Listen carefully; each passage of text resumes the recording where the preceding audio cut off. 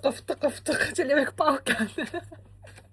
Xullas bugun Çelebek Pauk bo'lamiz. Qizlar tushimni sindirib oldim. Shuncha ozgina gapirishga qiynalyapman. Yaxshi gapirolmayapsiz deb ustidan kulmanglar iltimos. Tak, hamma har xil qilgan, o'zimni fantaziyamdan kelib chiqib qilaman. Shu yoqdan bunday pastga tushamiz. Tak, endi bizga prям qizil kerak. Menda shunaqa rumyanam bor. Bularning orasidan shuni ishlab ko'rmoqchiman. Agar bu bilan bo'lmasa, biz anaqa ishlatamiz. Guash. Wow, zo'r qizil chiqdi.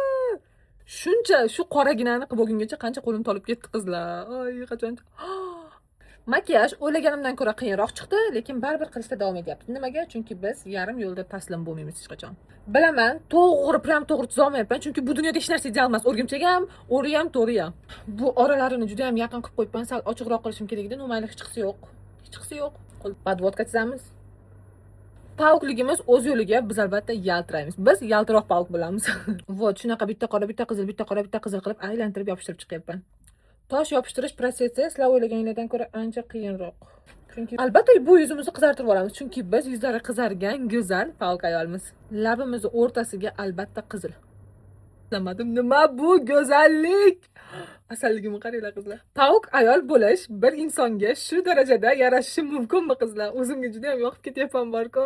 Vot qizlar, bu makiyajimiz so'nggi holati o'zimga juda ham yoqdi. Sizga ham yoqdimi? Kommentariyaga o'z fikringizni yozib keting. Bilasiz, fikringiz men uchun juda ham qiziq.